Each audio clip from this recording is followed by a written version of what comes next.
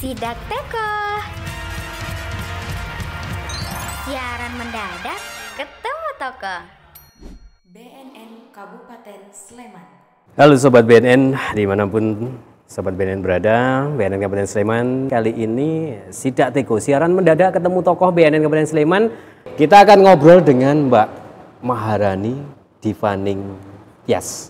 Halo, assalamualaikum Mbak Diva. Waalaikumsalam Pak De, apa kabar hari ini? Wah, ya tentu saja baik no aku. Luar biasa ya? Luar biasa. Kaget nggak ini kami sidak di hari ini? Lumayan deg-degan ya? Lumayan deg-degan? Lumayan deg-degan ya? Iya.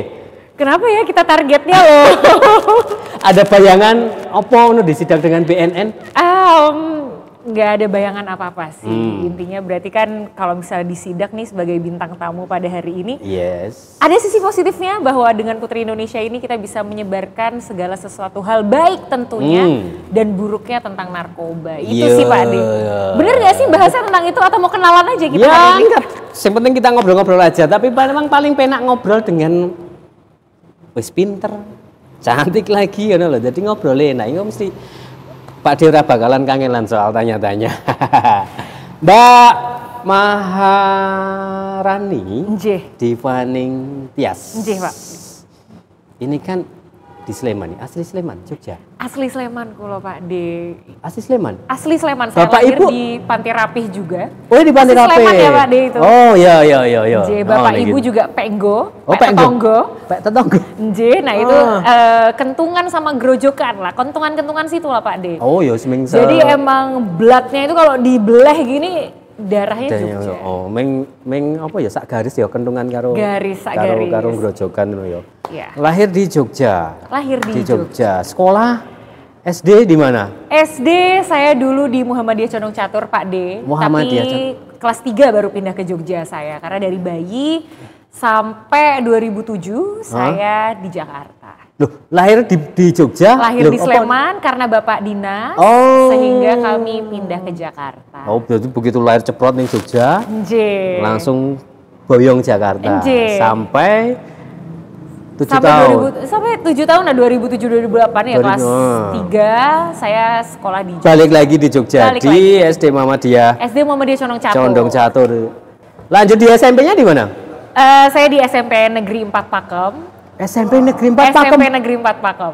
Sing SMP mulainya jam 6 esok itu? Iya jam 6.15 dulu Pak De. Oh. Bayangin pagi-pagi udah jauh banget ya. Tapi kan alhamdulillah saya rumahnya di Jakal kilometer 6 ya. Oh iya. Nah iya, jadi betul, ya berangkat betul. itu bisa dibayangkan Tinggal sendiri naik Pak De. aja ya. Tinggal naik tapi ya jam 6.15 sudah masuk. Oh Pulang jam 6.15 itu 4. sudah? 6.15 sudah mulai sekolah Pak De. Terus kemudian SMA nih? Saya SMA di Taruna Nusantara. Taruna Nusantara. Wih. Saya medeni. Ngeri, saya medeni. Oke, lulus SMA. Saya lulus SMA sempat ke Australia dulu waktu itu untuk karena harapan orang tua ya. Beliau pengen saya kuliah di luar negeri. Tapi setelah saya menjalani penyetaraan SMA. Jadi kalau misalnya dari SMA swasta atau enggak negeri yang ada di Indonesia, itu tidak bisa langsung masuk ke universitas di luar negeri. Kecuali gitu ya. kalau misalnya teman-teman semua di sini SMA-nya internasional sehingga nilainya itu sudah terkonvert menjadi nilai internasional, mereka bisa langsung masuk. Ya, meskipun swasta ya, tapi internasional Meskipun swasta, ya. tapi swasta internasional karena mereka kurikulumnya juga berbeda. Nah, di saat penyetaraan itu saya merasa bahwa jiwa nasionalis saya nih masih sangat tinggi. Yes. Dulu alasan saya mah kalau misalnya kuliah di luar negeri gini untuk sekarang. Sedangkan teman kakak itu most of them orang-orang Jogja. Lalu di TN ya walaupun mereka memang dari seluruh Indonesia, tapi kan kebanyakan dari mereka kedinasan. Gitu Dengan ya, berbackground bisnis ini, harapan saya kalau saya bisa kembali ke Indonesia dan kuliah di salah satu universitas di Indonesia, saya bisa punya relasi lebih luas lagi untuk teman-teman di Indonesia. Karena kalau kuliah di luar negeri itu mereka memang backgroundnya bisnis, tapi ada juga banyak teman-teman saya yang mereka memilih untuk bertahan, untuk stay di sana, untuk kerja dan lainnya, meniti karir, baru nanti kembali. Nah itu menyulitkan saya. Akhirnya dengan segala pertimbangan itu, tahun selanjutnya saya daftar di Universitas Indonesia, Fakultas Ekonomi dan Bisnis, dan alhamdulillah saya terima. Oh oke.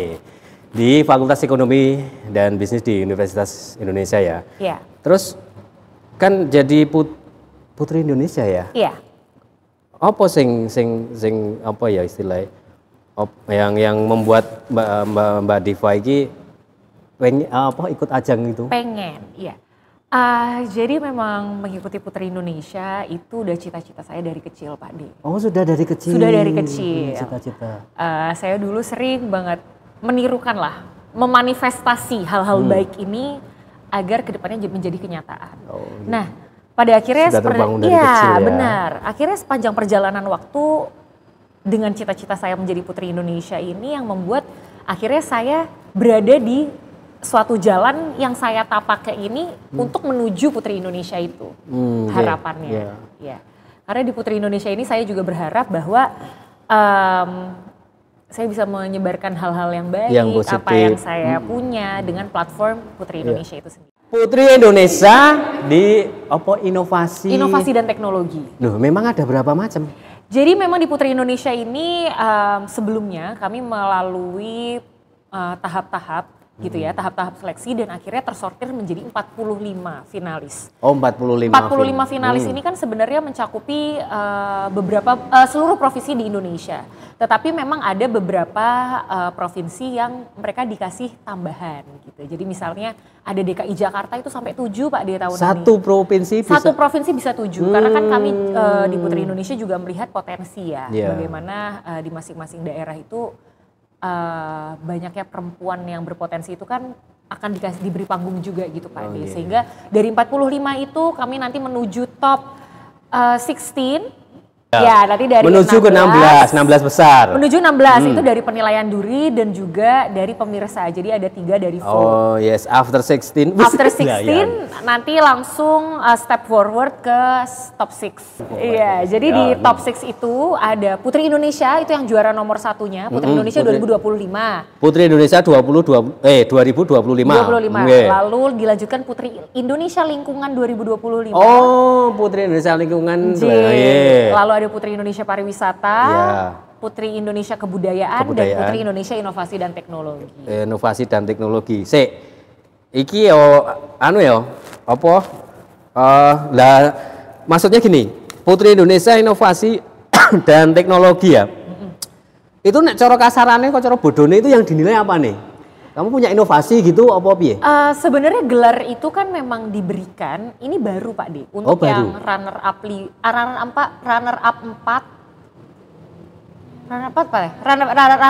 kalau ragu-ragu itu mana timmu mana? Tanya aja enggak apa-apa. Runner up 4 dan runner up 5 istilahnya yang juara 5 dan juara 6 ini memang baru diberi gelar baru. Baru diberi gelar. Iya, jadi tahun ini perdana adanya Putri Indonesia Inovasi sebelum-sebelumnya dan dari 2024 ke sana belum ada ya? Buat nonton Pak D, buat nonton. Jadi cuman ada juara 5, juara 6 gitu. Itu tok nggih. Sekarang yang ada untuk gelar ya istilah ya, gelar untuk Putri Indonesia Inovasi dan Teknologi. Nah, terus kamu ngapain itu dengan gelarmu itu? Iya, kami mengadakan beberapa kegiatan, misalnya seperti sosialisasi. Kemarin kami juga bersama BSSN, Pak D, di Museum Sandi. Apa sih BSSN? BSSN itu Sandi Negara, Pak D. Apa?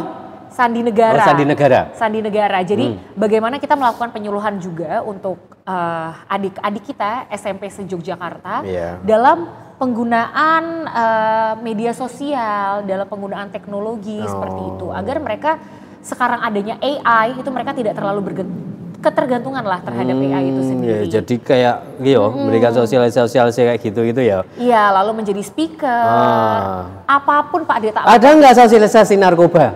Nah, sosialisasi narkoba kita baru perdana ini dong bersama Pak D. Oh, baru kali ini ya. Pertama kali ini bersama Pak D. Nanti tombok ya tepuk tangan.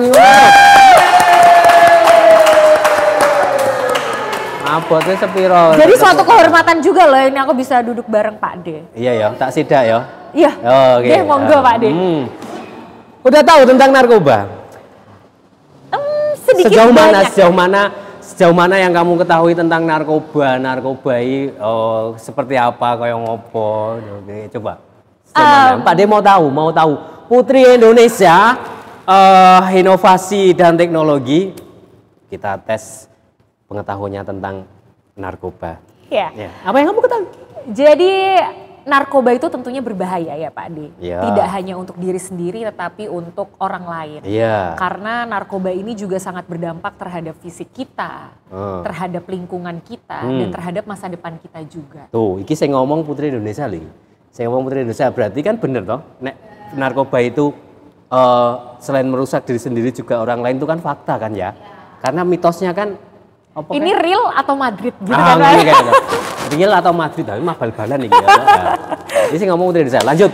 Iya, nah dengan itu juga sebagai contoh diri sendiri ya, untuk mencapai cita-cita menjadi Putri Indonesia dan hal-hal lain gitu ya Pak De yang mungkin relate juga sama teman-teman di rumah, bahwa cita-cita itu kan harus dipupuk sejak dini gitu ya Pak De. Yes. Kita setuju. harus memiliki ambisi yang besar, kita harus memiliki cita-cita yang akan kita gapai sehingga selama perjalanannya itu insya Allah dilancarkan. Nah dengan itulah kita bisa menerapkan bahwa narkoba itu jahat ke tubuh kita, jangan pernah mencoba. Efek ketergantungannya sangat besar juga. Iya. Tetapi apabila teman-teman sudah terjerumus juga, tadi sudah dibisikin juga oleh teman-teman BNN, bahwa jangan takut, bukan kalian, tetapi mungkin lingkungan kalian bisa direhab ya kakak-kakak Iya. di BNN. Jadi jangan takut, karena nggak langsung ditangkap kok teman-teman. Oke, Tapi pokoknya akan war ada on drug for humanity. War on drugs for humanity. Pokoknya nggak takut direhabilitasi. Siapa Pak Di? Ya, pokoknya nggak usah takut. Iya, gitu nggak usah loh. takut. Kalau aku, Kok malah siapa tuh? aku jadi deg-degan. Masih apa dari mana deg-degan nih? Ya, jadi aku gitu. Ya tak mati ini tuh dan bingung deh nih. Sampai iki lucu iki. Ya udah. Mbak Diva, Siap. kamu kok apa ya? Kowe kok pinter banget iso ngomong kok ngono iki. Memang sebelumnya sudah pernah dapat sosialisasi tentang narkoba dari BNN, Bu? Sudah dong Pak De. Hah? Sudah dong Pak De. Sudah. Sudah dong. Dari mana? Oh, saya belum pernah Iya ketemu teman-teman. baru kali ini kok. Kemarin Pak De, Iya. selama menjalani karantina Putri Indonesia, kami di karantina juga? Iya, kami Oh. para finalis Putri Indonesia berkesempatan untuk mengunjungi BNN RI. Nah, mana ada foto-fotonya? Ada foto? dong, Eh. ting ting ting. Oh. Lumayan ya, berarti mah udah pernah kamu ya ketemu sama pejabat-pejabat di BNN sana ya. Betul, karena memang ini kan terkait masa depan bangsa juga ya Pak De. Yes. Kami sebagai Putri Indonesia adalah sebuah tokoh lah, cerminan untuk para perempuan-perempuan Yo, di Indonesia panutan dan lah. anak-anak muda IJ. Sehingga kami sendiri pun perlu adanya ilmu juga dan landasan terkait narkoba itu apa sih. Sehingga kita dapat menerapkan ke diri kita dan menyebarkan ke teman-teman semua. Oh, ternyata luar biasa sekali ya pengetahuannya tentang bahaya narkoba. Dan juga sudah tahu tentang rehabilitasi, luar biasa Siap. sekali. Emang di pas berkunjung ke BNN RI itu apa kayak di semua Semua Pak De, semua Pak De. 16 finalis atau 45. Oh, 45 ya? 45. 45 semua di satu ruangan Semua gitu. di dalam satu ruangan. Oh, gitu. Jadi Terus dalam masa karantina itu kami diberi sosialisasi juga Pak Di seperti sama petinggi-petinggi di BNN RI sana J, ya. siap. Oke. Oh, Mbak Diva, selain sebagai Putri Indonesia, yang saya tahu-tahu nih kemarin saya nyuri-nyuri informasi nih, katanya juga sebagai founder apa itu satu kegiatan yang non profit berbagi kehangatan. Betul Pak De. Jadi saya besar di lingkungan semua serba perempuan Pak De. Jadi Kok serba berapa bersaudara? serba perempuan. Maksudnya Jadi turunan kami itu kebanyakan perempuan-perempuan Oh, Pak De. Jadi banyak perempuan-perempuan hebat, tokoh-tokoh juga Coba di bisa Jogja. diceritakan misalnya. Jadi selain menjadi Putri Indonesia Inovasi dan Teknologi, saya memiliki background entrepreneur juga Pak De. Entrepreneur juga, ya. Bisnis keluarga kami di integrated poultry business. Oh. Jadi terkait ayam dari hulu hingga hilir. Nah, itu juga didirikan oleh eyang saya, Eyang Putri. Sehingga beliau itu tokoh gitu Pak. di Eyang Putri Jogja. ya? J. Iya, Eyang Putri ya namanya? Ibu Suciati. Ibu Suciati, Almarhumah. almarhum. Oh iya, nggih. Ya, lalu dilanjutkan oleh ibu saya, sosok perempuan juga, dan dilanjutkan lagi oleh saya dan adik-adik saya. Oh. Iya, gitu, nah gitu. disitulah kami sadar bahwa perempuan ini sebenarnya mereka bisa kok berdiri di kaki mereka sendiri. Tidak harus selalu independen dalam bentuk apapun, tapi melihat flashback gitu ya, melihat data juga dan melihat kondisi sosial bahwa memang banyak orang yang KDRT Pak De, nuwun sewu nggih, KDRT atau seperti Covid kemarin tiba-tiba ditinggal oleh suaminya yang dulu mereka berpenghasilan, akhirnya mereka harus berdiri sendiri. Nah, akhirnya saya melihat bahwa masih kurangnya tempat untuk mereka tuh bertumbuh dengan rasa aman, dengan rasa nyaman juga. Dengan itulah kami mendirikan Berbagi Kehangatan yang harapannya dari program-program kami Pak De, ada berbagi edukasi. Kami ngajar ke sekolah Itu sasarannya rakyat. siapa itu? Perempuan dan anak-anak. Perempuan dan anak-anak. Perempuan dan anak-anak. Jadi kami kemarin sowan juga, kami bergerak di Yogyakarta, berbagi edukasi itu kami ke sekolah rakyat gitu Pak De. Jadi ngopeni anak-anak tentang cita-cita, waktu itu juga tentang kesehatan. Mungkin next bisa tentang narkoba ya teman-teman. Nanti kita mau bersama dengan BNN. Oke, siap. Iya, kita membuka peluang. Pak De siap diajak? Siap dong Pak De, harus siap. Iya, bahwa kita menyadarkan mereka juga bahwa narkoba ini bisa mengubah kehidupan mereka 180 derajat gitu ya. Sangat jauh dari cita-cita mereka. Nah, selain itu kami juga ada berbagi kreasi Pak De. Jadi bagaimana kita mengangkat para perempuan-perempuan yang memiliki UMKM gitu ya Pak De. Jadi mereka berdampak pada lingkungannya juga, tidak hanya untuk diri sendiri. Jadi perempuan itu bisa istilahnya bisa berusaha ya, bisa berusaha untuk bisa survive bertahan hidup. At least untuk diri mereka sendiri dan keluarganya Pak De. Gitu. Tetapi kan dengan hal-hal kecil seperti mereka membuka UMKM misalnya, mereka memberdayakan orang-orang di sekitar mereka. Yang itu juga berdampak baik kan Pak De sebenarnya, amal jariah juga untuk yang lain. Lalu yang terakhir kami ada Berbagi Kehangatan Pak De. Berbagi Kehangatan ini programnya itu lebih kayak ke kegiatan sosial ya Pak De. Kayak seperti waktu itu kami di acara awal ulang tahun gitu ya, saya membagikan sleeping bag untuk orang-orang yang memang tidur di jalanan. Karena itu yang di posisi itu saya mampunya di situ. Untuk membuatkan mes kami belum mampu, untuk membuatkan kontrakan kami belum mampu pada saat itu. Sehingga bagaimana orang-orang itu tidur di jalanan tetapi mereka lebih safe lah. Mereka lebih bisa terjaga gitu Pak De. Itu yang menjadi concern waktu itu. Kalau tadi disampaikan Mbak Diva pada saat ulang tahun, ini sudah berapa tahun ini? Saya lahiran 2000, yang saya foundernya ini 2002. Kalau Mbak Diva saya 25 tahun, tapi untuk kegiatan ini kami udah berjalan hampir 2 tahun Pak De. Ini jalan 1,5 tahun saat ini. Sudah 2 tahun ya. Sudah 2 tahun. Nah, Mbak Diva, tadi kalau tentang apa yang disasar dari berbagi kehangatan tadi di antaranya itu adalah perempuan-perempuan. Nah, itu apakah mereka itu istilahnya mendaftar ngono apa dari berbagi kehangatan ini yang kami melihat data riset Pak De. Data riset, kami research yang sesuai dengan value kami, yang sesuai dengan nilai-nilai kami mencoba untuk memasukkan program kami.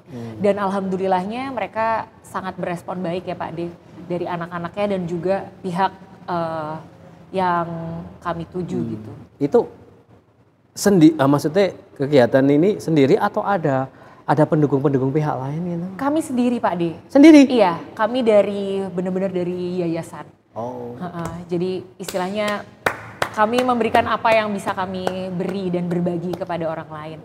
Waktu itu sudah ada Pak De, karena saya sempat juga double degree ke Belanda. Jadi waktu saya di UI saya ambilnya double degree ke Belanda. Nah, teman saya di Belanda ini beliau juga memiliki NGO gitu ya, non-profit organizations ini. Yang akhirnya mereka membantu sejumlah dana untuk mereka aktifasikan di Indonesia.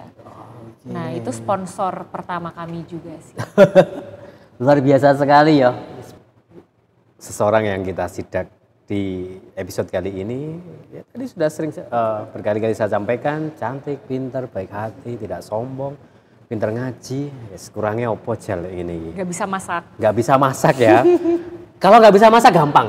Wes garek metu jajan wae. Iya, pencet GoFood aja. Atau pencet tunyo ya, tunyo screen. Wes garek kalau masalah nggak bisa masak itu gampang. Solusinya gampang banget.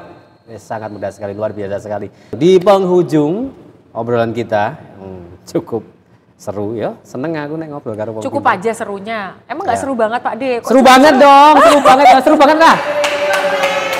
Tepuk tangan yo. Kamu kalau nggak tepuk tangan Mbak sapa iki? Mbak sapa iki? Ayas. Mbak Ayas iki lho, tak tepuk tangan tak goleki pedotan kabel. Tak setrum. Luar biasa sekali Mbak Diva.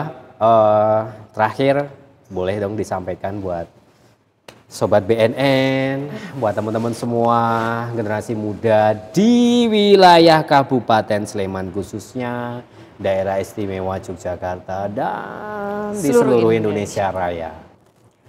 Hai teman-teman BNN Kabupaten Sleman, Yogyakarta dan seluruh Indonesia. Saya Maharani Diva Ningtyas, Putri Indonesia Inovasi dan Teknologi 2025.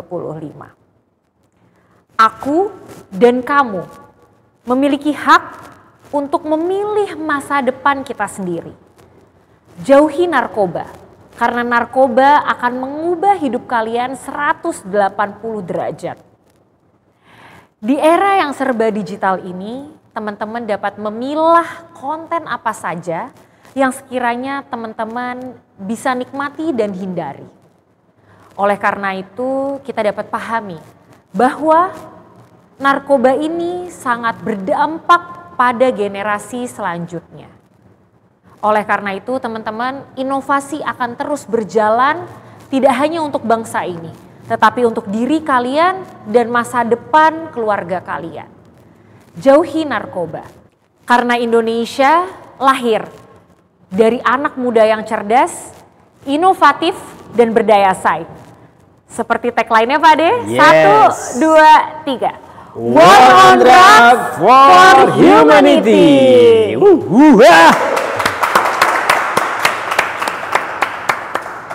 Oke Sobat BNN dimanapun berada, demikian tadi obrolan kita dengan Putri Indonesia Inovatif dan Teknologi Mbak Maharani Diva Ningtyas. Kita akan jumpa lagi di Sidak Teko, siaran mendadak ketemu tokoh, tentunya dengan tokoh-tokoh yang lain. Dan kita akan bersama-sama mengkampanyekan agar Indonesia terhindar dari penyalahgunaan narkoba khususnya generasi muda. Oke, kita akan jumpa lagi di Sidak Teko, siaran mendadak ketemu tokoh dengan tokoh-tokoh yang lain tentunya. Oke, gitu Mbak Diva, terima kasih. Matur sembah nuwun. Sudah berkenan di Sidak, luar biasa sekali di tengah-tengah kesibukannya yang padat tenan. Terima kasih ya. Matur sembah nuwun Pak De dan juga teman-teman dari BNN Kabupaten Sleman. Saya juga sangat terhormat bisa menjadi salah satu bintang tamu nih di Sidak dan bertemu dengan Pak De loh ternyata. Jarang-jarang ya. Iya. Nah kedepannya harapannya kita bisa kolaborasi lebih banyak lagi ya Pak De Supaya jangan lupa nanti sosialisasi. diajak di berbagi kehangatannya itu. Siap, di berbagi kehangatan. Teman-teman sampai jumpa lagi, kita tagline terakhir kali ya Pak De. Iya, oke. Jangan lupa huhanya ya. Oke, jangan lupa huhanya, oke. Oke, oke. Oke, 1, 2, 3. War on Drugs for Humanity. Hurrah!